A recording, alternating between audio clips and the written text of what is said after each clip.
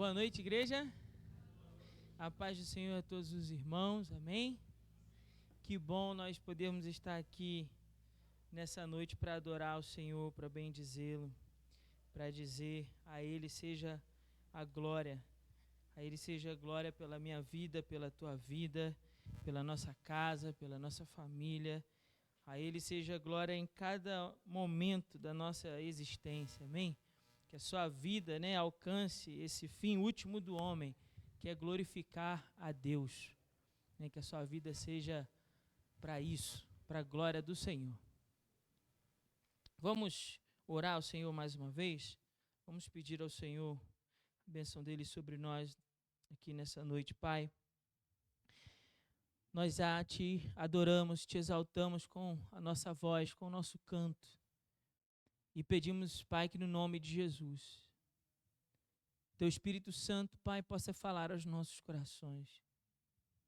Através da Tua palavra, Senhor. Nós pedimos, ó Pai, que no nome de Jesus, o Senhor retire de nós e dobre em nós toda objeção, toda barreira, toda resistência à Tua palavra. Que no nome de Jesus, Teu Espírito Santo se assenhore de nós, Senhor. Conduzindo a nossa mente, o nosso coração, as nossas vontades ao senhorio de Cristo. Transformando, Senhor, o nosso coração, rebelde, pecador, endurecido, na boa terra que recebe a boa semente da Tua palavra. Pedimos no nome de Jesus, Pai, que a Tua mão seja sobre nós aqui nesse lugar. Que os nossos ouvidos estejam atentos e sensíveis, ó Pai, a ouvir a Tua voz, a receber o Teu toque de misericórdia aqui nessa noite. Toca-nos, Senhor. Estende as Tuas mãos sobre nós e toca-nos, Senhor. Cremos que o Senhor pode fazer todas as coisas. Cremos que tudo é possível ao Senhor. Que não há nada que seja difícil demais para o Senhor. Que não há nada que seja impossível ao Senhor. E apenas pedimos, ó Pai, que seja desejo do Teu coração nessa noite. Que sejamos tocados pela Tua presença aqui no nome de Jesus. É o que nós te oramos e oramos em nome de Jesus. Amém. Amém. Marçal, me dá uma ajuda. Pede o pessoal aí atrás no hall para evitar a conversa, porque está chegando barulho até aqui, por favor. Irmãos, vamos a Mateus capítulo 8. Mateus capítulo 8, você trouxe sua Bíblia, amém? Então você que trouxe sua Bíblia, eu sei que os irmãos acabaram de se assentar, mas se você pudesse colocar em pé, só mais uma vez, em reverência à palavra de Deus, nós vamos ler Mateus capítulo 8. Nós vamos ler toda a sessão maior, mas depois eu vou me concentrar só nos primeiros versos. Então eu vou pedir para você prestar bastante atenção nesses versos de 1 a 4, mas eu vou ler de 1 a 17, tá bom? Depois vai fazer sentido, eu vou explicar por que eu vou ler de 1 a 17, mas a gente vai se concentrar no sermão dessa noite apenas nos versos de 1 a 4. Diz assim a palavra do Senhor. Quando Jesus desceu do monte, grandes multidões o seguiam. Então veio um leproso e, ajoelhando-se, disse: Senhor, se quiseres, podes purificar-me. Jesus estendeu a mão e o tocou, dizendo: Quero ser purificado. No mesmo instante, ele foi purificado da lepra. E então Jesus lhe disse: Olha, não contes isso a ninguém, mas vai mostrar-te ao sacerdote e apresenta a oferta que Moisés estipulou para que lhe sirva de testemunho. Assim que Jesus entrou em Cafarnaum, um centurião aproximou-se dele rogando: Senhor, o meu servo está em casa, deitado, paralítico e sofrendo horrivelmente. Jesus lhe disse: Eu irei e o curarei. O centurião, porém, lhe respondeu: Senhor, não sou digno de que entres debaixo do meu teto, mas somente dize uma palavra, e o meu servo será curado. Pois eu também sou homem sujeito à autoridade, e tenho soldados às minhas ordens, e digo a este, vai, e ele vai, e a outro, vem, e ele vem, e a meu servo, faze isto, e ele faz.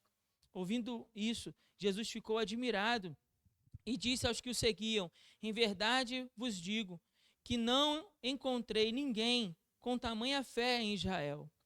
Também vos digo que muitos virão do Oriente e do Ocidente e se sentarão à mesa de Abraão, Isaque e Jacó no reino do céu. Mas os cidadãos do reino serão lançados nas trevas exteriores. Ali haverá choro e ranger de dentes. Então disse Jesus ao centurião: vai e te seja feito conforme creste. E naquela mesma hora o seu servo foi curado. E assim que Jesus entrou na casa de Pedro, viu a sogra deste na cama com febre. Ele tocou a sua mão e a febre a deixou. Então ele se levantou e passou a servi-lo. Ao cair da tarde, trouxeram-lhe muitos endemoniados. E com a sua palavra ele expulsou os espíritos e curou todos os enfermos, para que se cumprisse o que havia sido falado pelo profeta Isaías. Ele tomou sobre si as nossas enfermidades e curou as nossas doenças. Amém? Os irmãos podem se assentar. Mantenha, por favor, a sua Bíblia aberta, para que os irmãos possam ir acompanhando. Nós começamos o Evangelho de Mateus, onde Mateus ele nos apresentou o rei. Então, Mateus dedicou os primeiros 4 capítulos a nos falar sobre quem é esse rei salvador, esse rei prometido, chamado Jesus. Depois, Mateus nos apresentou o ensino desse rei. E para isso ele dedicou o capítulo 5, 6 e 7, tratando sobre os princípios do reino, falando sobre nós, sobre as características dos cidadãos do reino. Agora, Mateus começa uma nova sessão no seu evangelho. E nessa sessão, a partir do capítulo 8 até o final do capítulo 9, Mateus vai listar 10 milagres de Jesus. Então veja, a partir agora do 8, depois que ele apresentou o ensino de Jesus, ele então começa a falar sobre o poder de Jesus. Então Jesus não é apenas alguém que fala com autoridade, mas Jesus é alguém que exterioriza essa autoridade por meio de sinais e prodígios. Então ele vai se dedicar a fazer uma lista, né, de 10 milagres aqui que começam a partir do capítulo 8. Esses 10 milagres de Jesus, a gente precisa entender que eles estão separados, eles estão, vamos dizer assim, unidos, né, com um propósito. Eles não foram organizados de qualquer jeito, eles não foram organizados de qualquer maneira. Mateus ele vai listando esses milagres e até mesmo na ordem desses milagres ele tem um propósito. Ele tem um propósito. Então, desde já, eu queria convidar você que não deixasse de vir nos próximos domingos à noite, porque a gente vai trabalhar os demais milagres dessa sessão. E aí, para você poder chegar lá no final e entender por que esses milagres estão nessa ordem. Marcos e Lucas também relatam muitos desses milagres, só que em ordem diferente e muitas vezes numa perspectiva diferente.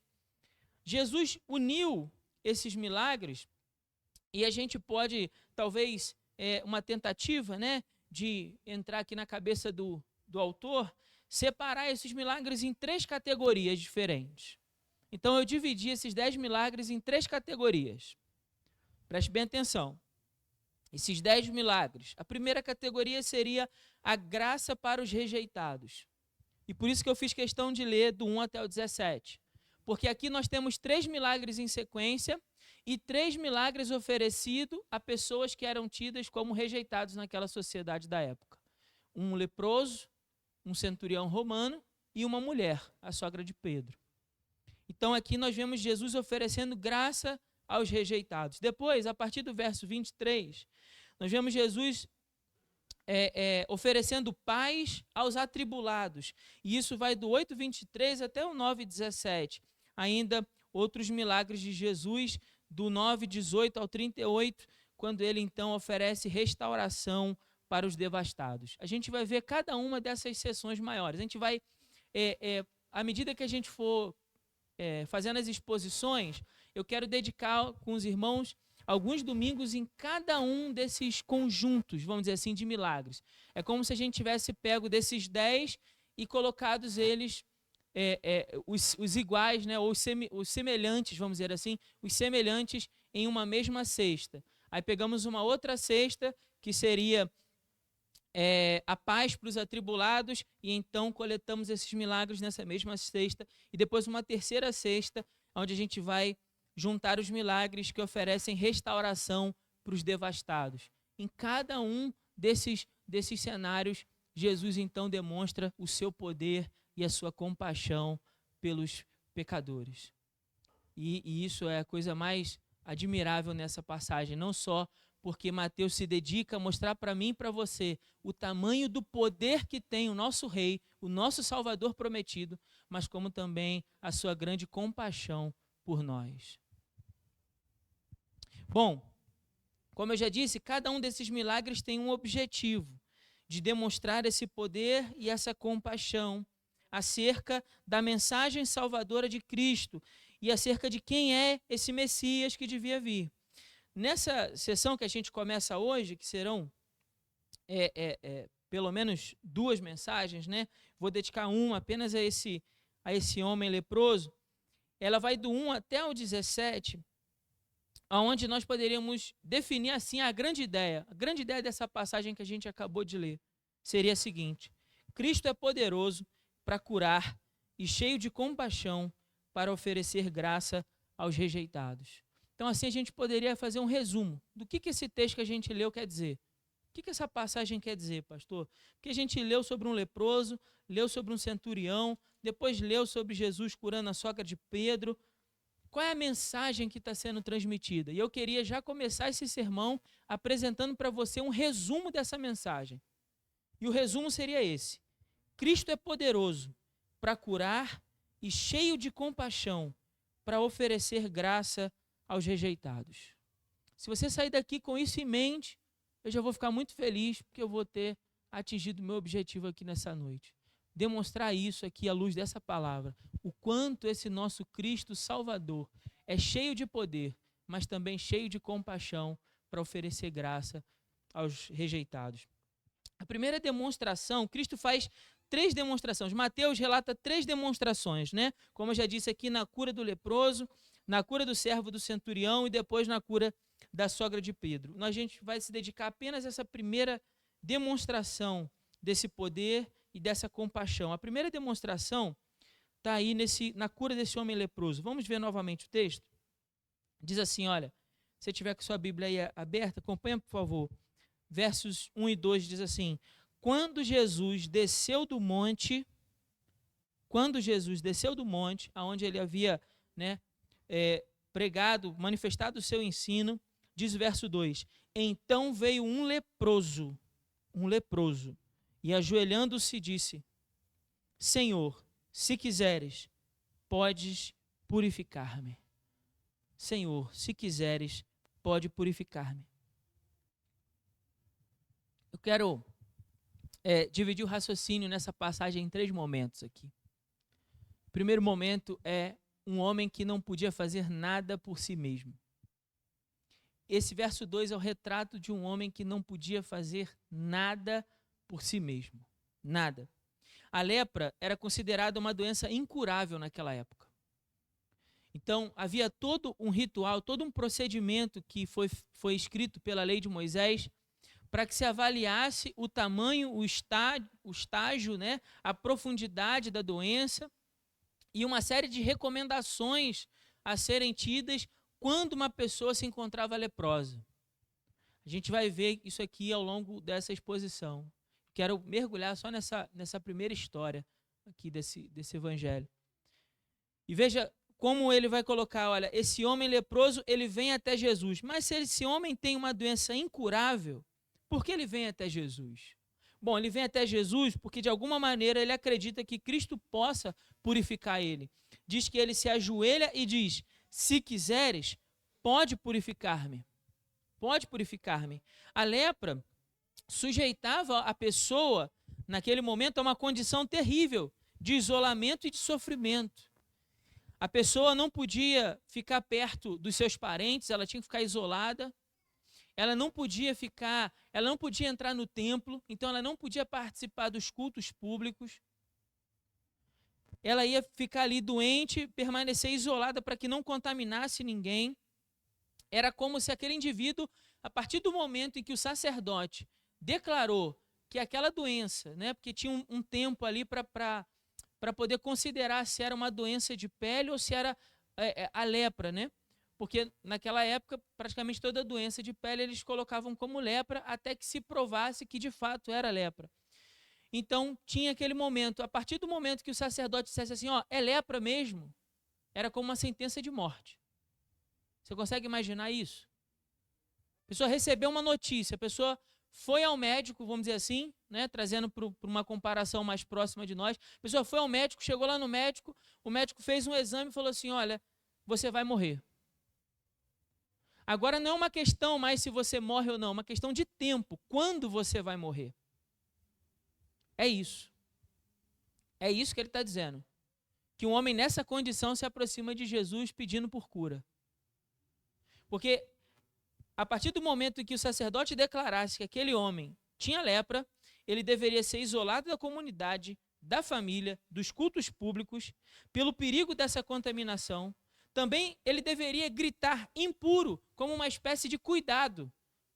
Quando alguém se aproximasse dele, ele deveria gritar impuro, impuro, para que a pessoa não chegasse nem perto dele. Imagina o sofrimento dessa pessoa. Todas as vezes que alguém se aproximasse, esse homem leproso deveria se isolar, ficar apenas no leprosário e avisar quem chegasse perto do perigo da contaminação. Pelo resto da sua vida, ele permaneceria junto a outras pessoas, apenas com lepra também, né, vivendo ali naquele leprosário, e cada dia vendo seu corpo apodrecer. Porque o fato de perder a sensibilidade iria fazendo com que ele se machucasse, e por não ter sensibilidade, ele não perceberia os danos sofridos. Então, a pessoa com lepra, ela ia apodrecendo em vida. Você consegue imaginar essa situação por um instante? O relato de Lucas vai dizer que esse homem tinha o corpo coberto por lepra quando se apresenta a Jesus. Um corpo coberto por lepra. Isso está lá em Lucas capítulo 5, versos de 12 a 14. Lucas estava querendo mostrar ali o quanto já estava avançado o estágio desse homem. E interessante, irmãos, porque, como eu disse, a partir do momento que o sacerdote declarava, esse homem tem lepra, era como se declarasse a sua morte. Uma sentença de morte. E a partir do momento que ele continuasse vivendo com aquela doença, seu corpo ia apodrecendo, ia se deteriorando. E a Bíblia vai fazer uma tipificação, uma comparação ou uma ilustração da lepra com o pecado. Em diversos momentos na Escritura, a lepra é tida como uma ilustração do pecado. Isso aparece em vários momentos de rebeldia, né, quando Deus então pune um pecado de rebeldia ou um pecado que fosse tomado por algum personagem da Bíblia. Então Deus vai lá e sentencia aquela pessoa com a lepra.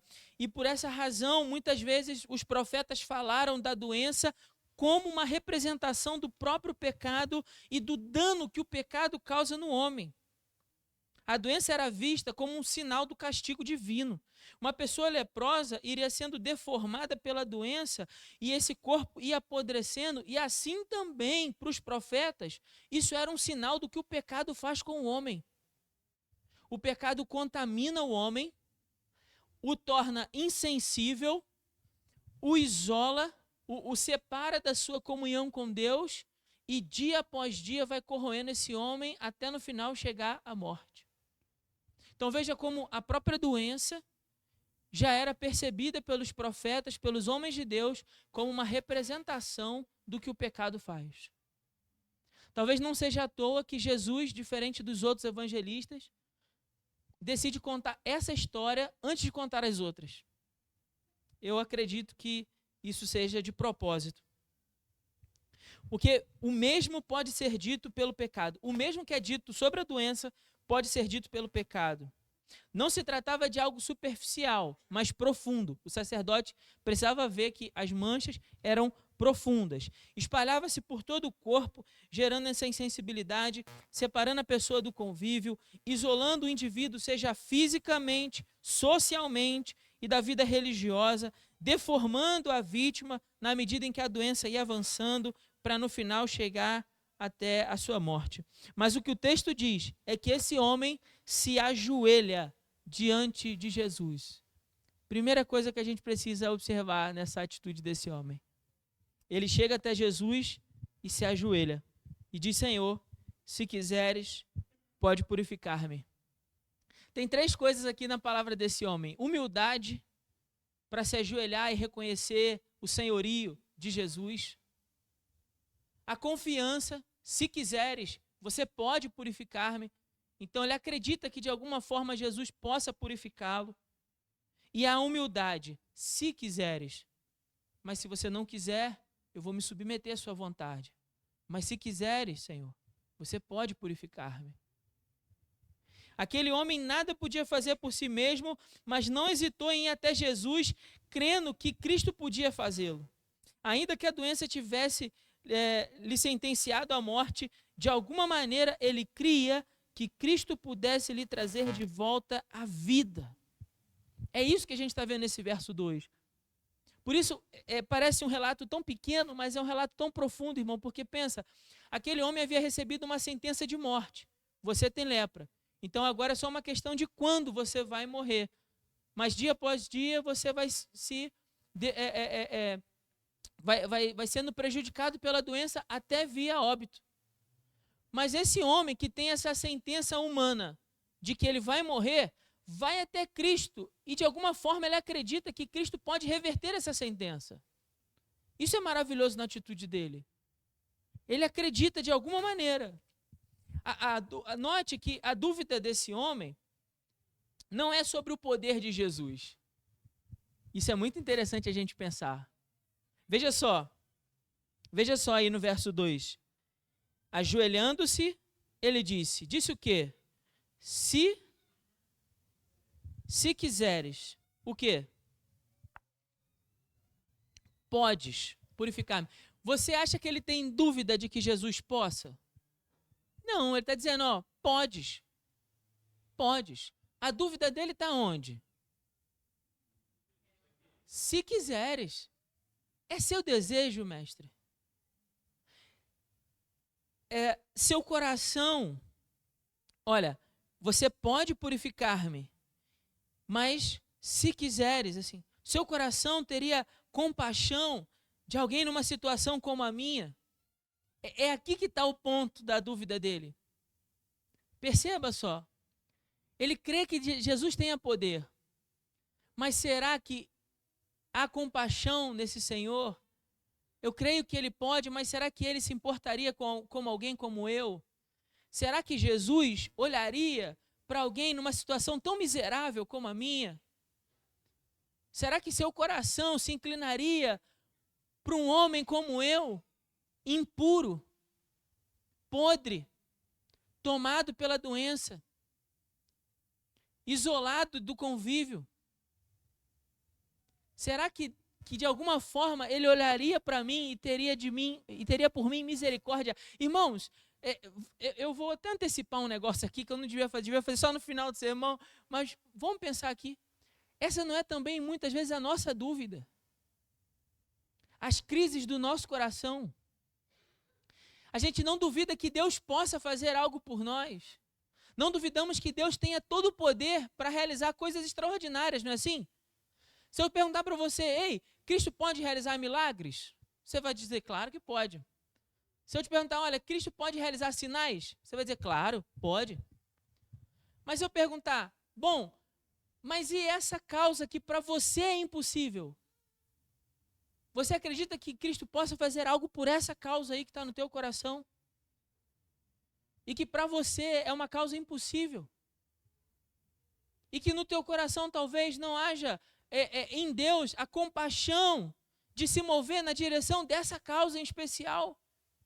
Porque afinal de contas você também é um leproso, ou não? Um pecador. Por que um Deus santo, 3 vezes santo, se importaria com alguém impuro como eu e como você? Por que Deus, por que Cristo olharia para mim e para você? Por que Ele faria algo a nosso respeito?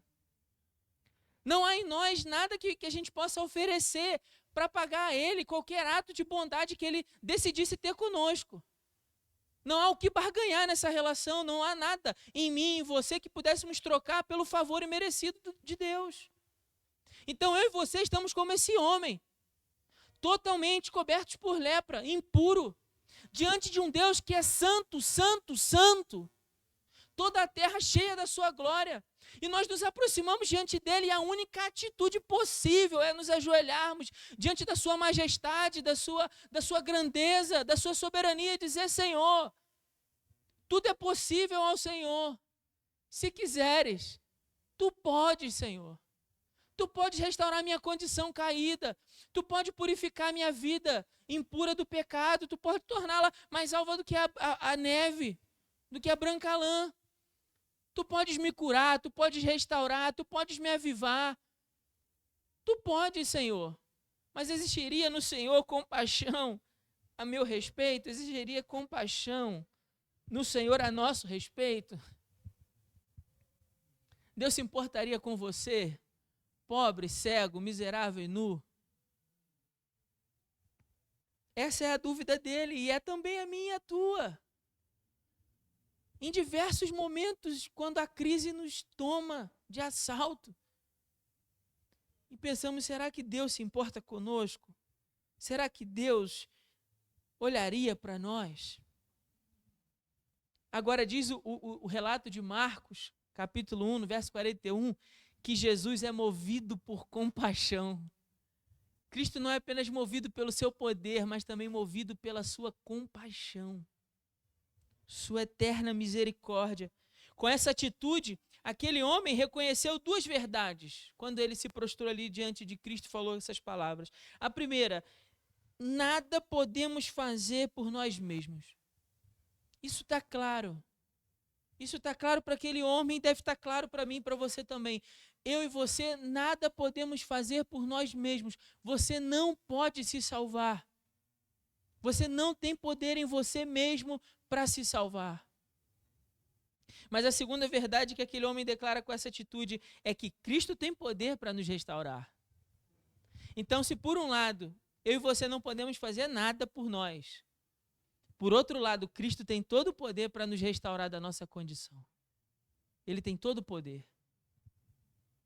Por isso, ele se porta diante de Jesus e veja, ele se prostra, ele não exige nada, ele não determina nada, como dizem por aí, né? Eu determino a cura sobre a minha vida, eu tomo posse da cura sobre a minha vida, eu declaro a cura sobre a minha vida. É isso que esse homem faz? Não. Ele se ajoelha, ele reconhece a sua miséria existencial e apenas se submete. Se está tudo de acordo agora com a tua vontade, se você quiser, Jesus, se você quiser. No verso 3, Jesus então se apresenta como um rei poderoso e compassivo para aquele homem. Veja o verso 3, diz assim: Jesus estendeu a mão e o tocou. Ele estende a mão e o toca. E declara uma palavra dizendo: quero ser purificado. E no mesmo instante, ele foi purificado da lepra. A resposta, veja essas palavras, ele toca e declara uma palavra: quero ser purificado. A resposta à indagação que aquele homem tinha no seu coração, se Jesus teria ou não compaixão do seu estado, a resposta que Jesus dá é inequívoca. Não deixa nenhuma dúvida. Jesus, veja só, irmãos, preste atenção aqui, ó. Quando aquele homem fala assim: se tu quiseres, a fé dele vem até o poder de Jesus. Jesus, até aqui eu consigo ir. Até aqui eu acredito que você pode. Mas eu não consigo ir daqui para lá. Eu não consigo ir além disso. Eu consigo acreditar que o Senhor pode. Mas será que o Senhor se importaria comigo? Essa é a dúvida dele. Aí Jesus está dando uma resposta não só à sua doença. Jesus está dando uma resposta ao seu coração. Veja só. A lei dizia que ninguém pode tocar o leproso. Porque quando alguém toca o leproso, esse alguém também ficaria impuro. Só que quando Jesus quebra o protocolo de saúde, né? O protocolo de saúde, ele quebra esse protocolo e toca no leproso, ele está tocando para que não reste dúvida nenhuma naquele homem. Eu quero e eu me importo com você. É isso que Jesus está dizendo. Quando ele quebra esse protocolo e toca naquele homem, ele está dizendo, olha, até existe uma proibição, mas ainda assim eu vou fazer, porque eu estou movido de compaixão por você, porque eu me importo. Imagina a cena, irmão, aquele homem tomado de lepra, ajoelhado diante de Jesus, Jesus olhando para ele, Jesus carregado de compaixão por ele, Jesus tocando no seu ombro, olhando dentro dos olhos dele e dizendo, eu quero que você seja limpo. Eu quero que você seja limpo. Eu vou repetir, abra os seus ouvidos. Jesus dizendo, eu quero que você seja limpo. É Cristo tocando não apenas naquele homem, mas em mim e em você, movido de compaixão pela minha vida e pela tua, ainda que nós sejamos pecadores, miseráveis, impuros, mas ele dizendo, eu quero, meu filho, minha filha, que você seja limpa. Eu quero que você seja purificado. Ao tocá-lo, Cristo não contraiu a doença. O medo de tocar era porque a pessoa que tocasse podia ficar também doente. Mas ao invés disso, Cristo transmite a ele saúde. Porque o troque de Cristo contraria o que o pecado faz. O pecado contamina o homem. Mas Cristo dá a esse homem vida, saúde. Segundo, quando Cristo declara essa palavra, eu quero ser purificado, essas palavras demonstram não apenas o poder para declarar e a coisa acontecer. Quero ser purificado, isso é poder, mas também há um desejo de restaurar esse homem. Há um desejo em Cristo. Eu quero, isso é desejo. Eu quero que você seja limpo. Eu me importo com a tua condição. Eu me importo com o teu estado. E então o homem ficou curado imediatamente, diz o final do verso 3. No mesmo instante, aquele homem ficou purificado da lepra. Seu corpo tomado de lepra, como disse o relato de Lucas. Mas quando Jesus abre a boca e declara uma palavra, e então a cura se manifesta. Há poder nas palavras de Jesus. Ele toca demonstrando compaixão e declara uma palavra também declarando o seu poder e o seu desejo de que aquele homem fosse restaurado. Eis o grande poder de Jesus que cura o incurável e a sua grande compaixão que oferece graça ao rejeitado. Aquele homem que andava afastado, aquele homem que era tratado como um pária da sociedade, aquele homem que as pessoas tinham que passar longe dele. Ele não podia ficar perto de ninguém. Pelo estado da sua lepra, pelo que Lucas relata, provavelmente aquele homem também já estava longe da sua família há muito tempo. Longe do culto público, porque como leproso ele não poderia participar das celebrações de culto. E agora esse homem é restaurado. Agora esse homem é trazido de volta a uma vida.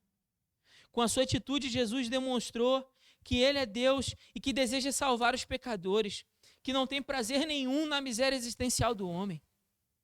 Entenda isso. Jesus é um Salvador que não tem prazer na miséria existencial do pecador. Não tem prazer. Ele deseja que todos cheguem ao pleno conhecimento da verdade, como diz 1 Timóteo capítulo 2.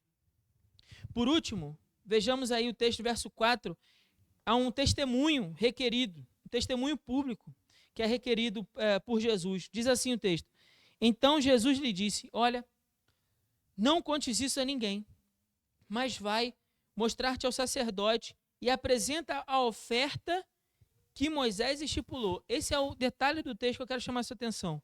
Jesus diz assim, mostra-te ao sacerdote e apresenta a oferta que Moisés estipulou. Vamos entender o que é isso? Vamos a Levítico, capítulo 14. O que Jesus está querendo dizer com essas palavras? Levítico, capítulo 14.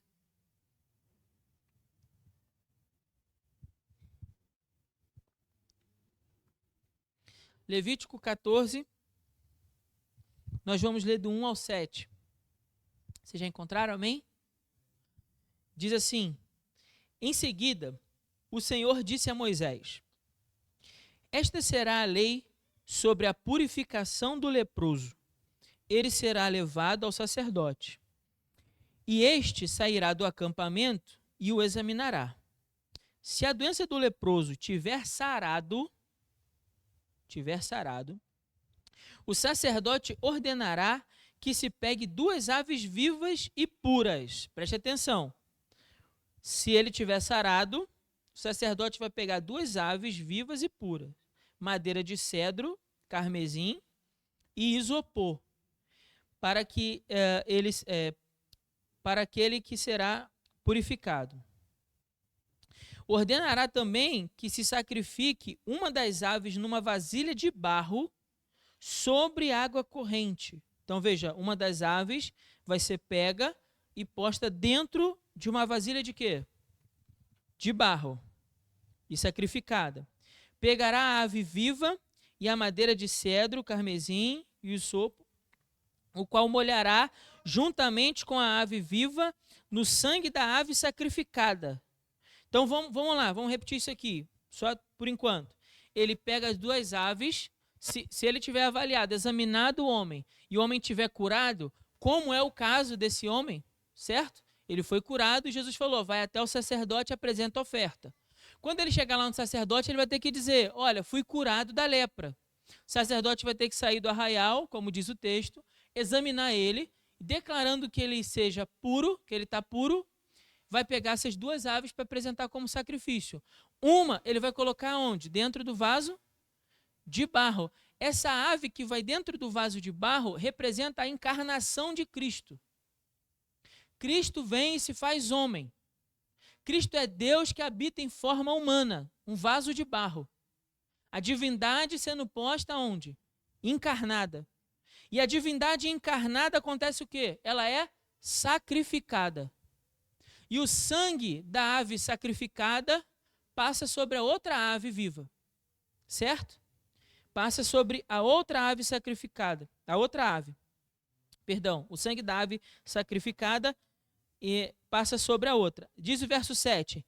E aspergirás 7 vezes, então pega o sangue da ave sacrificada e aspergirás 7 vezes aquele que vai ser purificado da lepra. E então declarará puro. Quando aquele homem é aspergido o sangue sobre ele, e ele é declarado puro, o que deveria ser feito? Soltará a ave viva no campo aberto. E essa é uma representação do Evangelho. Então veja só, se a Bíblia traz a lepra como uma representação do pecado, a cerimônia de purificação da lepra é uma cerimônia que aponta para a obra redentora de Cristo Jesus. Cristo é Deus que se faria em forma humana, a ave dentro do vaso de barro, sacrificada, e o seu sangue purifica o doente, e quando o sacerdote soltasse a ave, declarando ele puro, então representando a ressurreição de Cristo dentre os mortos. Veja que tudo que Deus colocou na sua palavra apontam para a obra redentora de Cristo Jesus. Aponta para aquilo que Cristo faria por nós. Cristo é aquele que se sacrifica na cruz e leva sobre si as nossas enfermidades. Agora vamos voltar a Mateus e note o que diz o verso 17 do capítulo 8. Mateus 8, 17. Fica comigo, não se distrai não, já estou caminhando para o final. Mas veja só o que diz o verso 17. Para que se cumprisse o que havia sido falado pelo profeta Isaías. Para que se cumprisse o que havia sido falado pelo profeta Isaías. Ele tomou sobre si as nossas enfermidades e carregou as nossas doenças. Quando é que Cristo fez isso? Quando ele sacrificou por mim e por você naquela cruz. Ele estava ali levando sobre nós o peso do nosso pecado naquela cruz. O seu sangue é o que nos purifica desse pecado. A sua ressurreição é o que nos dá vida e vida em abundância. Então, todo esse ritual que Jesus pede daquele homem era para testificar do que Cristo, o que Deus já havia declarado nas palavras de Moisés. O Messias de fato está aqui e ele irá purificar o povo de seus pecados pela sua morte e pela sua ressurreição. Agora, há também um segundo motivo. Por quê? Ao pedir que o sacerdote declarasse ele puro, isso faria com que os líderes religiosos tivessem que afirmar a cura. Então, esses mesmos líderes que estavam combatendo sempre com Jesus, agora iam ter que confirmar que, de fato, um homem leproso foi curado, que o impossível aconteceu, que o incurável recebeu cura. Eles teriam que admitir isso. Então, novamente, eu quero repetir para os irmãos qual é a grande ideia desse texto, qual é a grande ideia dessa sessão, graça aos rejeitados. Cristo é poderoso para curar, mas também é cheio de compaixão para oferecer graça àquele que se encontra rejeitado. E qual é a resposta que aquele homem deu? Aquele homem reconheceu aquela graça recebida e deu testemunho público da sua fé. Diz o texto de Marcos que ele sai dali e começa a contar para todo mundo. Jesus falou para ele não contar, mas ele sai contando para todo mundo. Ele não quer só contar para o sacerdote. Ele quer dar um testemunho público da sua transformação. E, de certa maneira, essa também deve ser a nossa resposta. Eu e você, que fomos alcançados por essa graça em Jesus. A resposta que Cristo também exige de mim e de você é que eu e você venhamos a dar testemunho público do que Ele fez na nossa vida. Você precisa contar às pessoas o que Cristo fez por você. Como Ele te livrou da lepra espiritual, do pecado. Como Ele restaurou você de uma sentença de morte. Você era como um defunto caminhando, apenas esperando o dia da execução da sentença. Até que Cristo entrou na sua vida e te deu uma nova vida, uma nova oportunidade, uma nova esperança. E agora você também precisa fazer isso. Como aquele homem fez. Ele saiu dali, foi contando para todo mundo, foi dar o testemunho público do que o Cristo encarnado havia feito por ele. Cristo também espera isso de mim e de você. Ele espera que você diga. Se isso de fato aconteceu com você, Ele espera. Irmãos, veja, a própria narrativa da cura daquele homem, essa história é um retrato do Evangelho. O pecador nada pode fazer por si. Sua alma está podre e fétida. Ele está distante de Deus, distante da família, distante das pessoas. Somente Cristo pode restaurar sua vida. Somente Cristo pode purificar de seus pecados. Somente Cristo pode recuperar sua comunhão com Deus. Somente Cristo pode recuperar sua relação com sua família. Somente Cristo pode recuperar o seu testemunho público diante da sociedade. Somente Cristo tem poder para salvá-lo. Somente Cristo tem compaixão para oferecer graça a um rejeitado pecador como eu e você. Só Jesus. Só Jesus para aceitar pessoas como eu e você diante dele. Pessoas que nada podem fazer para se salvar. Mas Cristo tem todo o poder para salvar a minha vida e a tua vida no nome de Jesus. Irmão, eu queria terminar esse sermão com um apelo a você que tem vivido no pecado. Eu não vou pedir para você fazer nenhuma manifestação. Não vou pedir para você ficar em pé, não vou pedir para você vir à frente, não vou pedir para você fazer nada que possa, de alguma forma, te constranger diante dessa palavra. Mas eu gostaria que, no nome de Jesus, você aí, Deus, no teu lugar, você fechasse seus olhos e colocasse diante de Deus a sua vida nessa noite. Você se prostrasse diante do Senhor em oração. Não vou pedir para você ficar como aquele homem de joelho. Mas aí, ó, entre você e Deus, no teu coração e na tua mente, você se colocasse diante do Senhor e declarasse diante dele: Senhor. Assim como aquele homem que nada podia fazer por si.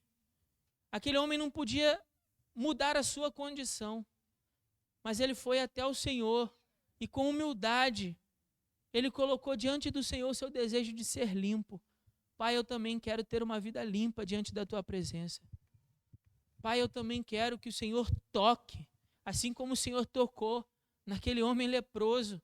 E o Senhor não teve nenhuma objeção, o Senhor não recriminou ele. O Senhor não recriminou ele de que ele tivesse pouca fé, ou recriminou ele do porquê ele tinha contraído aquela doença. O Senhor não declarou nenhuma espécie de julgamento sobre ele, pelo contrário, o Senhor declarou sobre ele compaixão e graça. Que o Senhor também pudesse derramar sobre mim, sobre você, compaixão e graça. Coloque-se diante do Senhor agora em oração. Coloque-se diante do Senhor. Se você compreende o que foi dito, se você compreende essa mensagem, coloque-se diante do Senhor. Deus, tem compaixão de mim, Senhor. Pecador. Eu sou impuro diante de um Deus puro.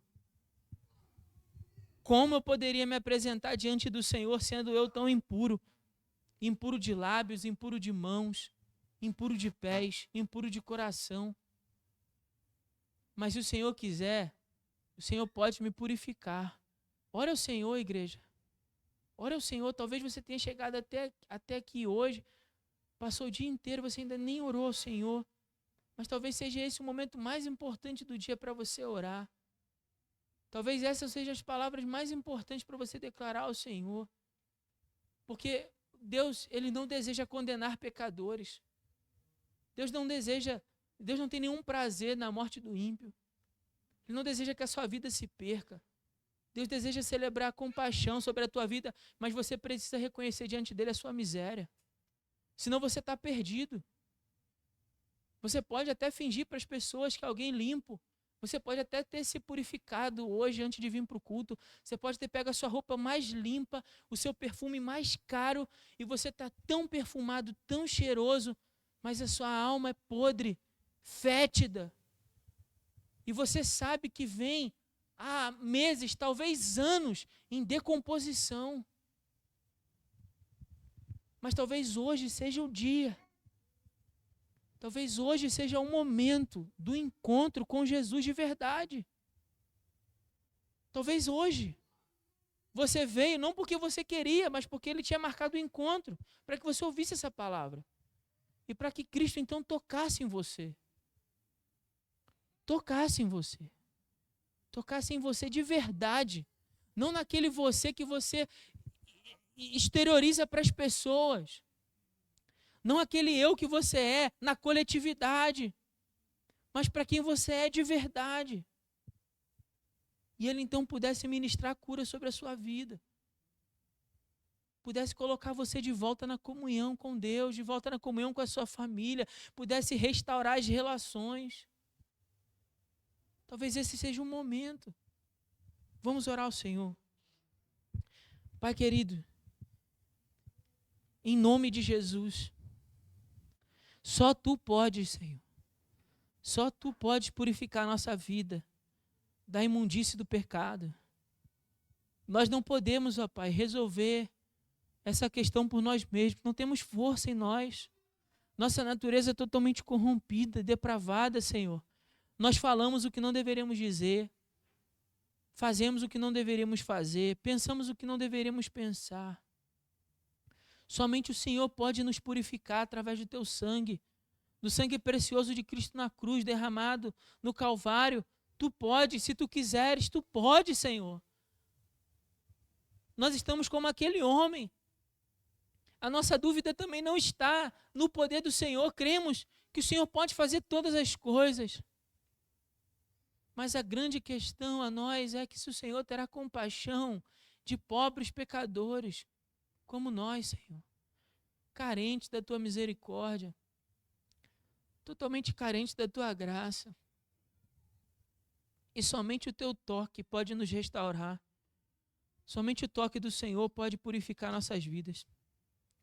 Somente o toque do Senhor pode fazer de um morto sair vida, de um enfermo sair cura, de um pecador ter santidade. Somente o Senhor pode fazer, Pai. Toca, Senhor, nos corações nessa noite, no nome de Jesus. Restaura, Senhor, homens e mulheres caídos no pecado. Restaura, Senhor. Purifica, Senhor, santifica pelo poder que há no sangue de Jesus. Em nome de Jesus, Pai, nós te pedimos. Em nome de Jesus. Amém e amém. Que Deus nos abençoe com a sua palavra. Vou chamar o Ministério de Louvor aqui à frente para nós cantarmos. Enquanto nós cantamos, você que preparou o seu dízimo, preparou a sua oferta, vai ter oportunidade de fazê-lo. Lembrando aos visitantes, não se sintam constrangidos, irmãos. Você que nos visita, você não é obrigado a contribuir. Na igreja a gente aprende que ninguém é obrigado a fazer isso. Você contribui se você quiser, a contribuição ela é voluntária. Também não existe nenhum tipo de barganha com Deus, tipo, dê aqui, aí Deus vai te abençoar. Isso não existe. Eu sei que isso é ensinado por aí, mas isso é uma mentira, é uma falácia. Isso não é um ensino da palavra de Deus. Não existe nenhuma troca. A gente não pode dar nada para Deus para comprar o favor de Deus, não. Se Deus abençoa a nossa vida, louvado seja Deus pela sua graça. É bondade de Deus que permite que a gente tenha força para trabalhar, que a gente tenha capacidade de exercer uma profissão, de com a nossa profissão trazer o sustento para a nossa casa. Tudo isso é graça do Senhor, é bondade de Deus. Então, quando a gente vem até o altar e a gente coloca aqui nosso dízimo, a nossa oferta, esse dízimo, essa oferta, ela é movida pela nossa gratidão ao Senhor. É um privilégio. É um privilégio. Essa manhã eu estava lendo uma palavra que achei muito interessante. Eu já tinha passado por esse texto várias e várias vezes. E aí, relendo essa palavra hoje de manhã, eu fiquei pensando na expressão que Paulo fala, né? Ele diz assim, no capítulo 8 de 2 Coríntios, ele fala assim: irmãos, quero que saibais como a graça de Deus foi concedida às igrejas da Macedônia, pois a intensidade da alegria e a extrema pobreza, veja, a extrema pobreza deles transbordaram em riqueza. Veja, aqueles homens não deram porque eles eram ricos. Eles deram porque eles foram generosos. A extrema pobreza deles em riqueza de generosidade. E isso em dura prova de tribulação. Paulo está se referindo que os irmãos da Macedônia estavam passando um momento difícil. Mas nesse momento difícil, no meio da sua pobreza, eles não abriram mão de ser generosos à obra do Senhor. Porque posso dar testemunho de que deram de livre vontade na medida dos seus bens, ou seja, proporcionalidade. E até mesmo acima disso, transbordante liberalidade. Pedindo-nos com muita insistência, verso 4, pedindo-nos com muita insistência o privilégio de participar da assistência em favor dos santos. Eu vou repetir esse verso 4, é nesse verso 4 que eu queria chegar. Pedindo-nos, o que a igreja da Macedônia pediu para Paulo com insistência? O privilégio de participar. Irmãos, a gente nem sempre pensa no momento da contribuição como um privilégio, né? Normalmente a gente vê isso como um sacrifício. Poxa, pastor, as coisas estão tão difíceis, estão tão caras, a gente ganha tão pouquinho, e aí vai lá e tira uma parte ainda para ofertar. Mas, irmãos, eu acredito, à luz dessa palavra, que o que Deus deseja é que a gente veja isso como um privilégio. E aí eu vou te dar um exemplo que eu acho que é, assim, categórico para a gente entender isso. Por que contribuir é um privilégio na casa do Senhor? Pensa comigo. Hoje você lavou a louça da sua casa? Lavou a louça? Algumas mulheres balançadas assim. Eu queria ter visto mais homens, sabe? Balançando a cabeça assim, né? É pena, só as mulheres, mas as mulheres balançaram. Mas hoje vocês lavaram a louça, né? E aí? Por que você lavou a louça?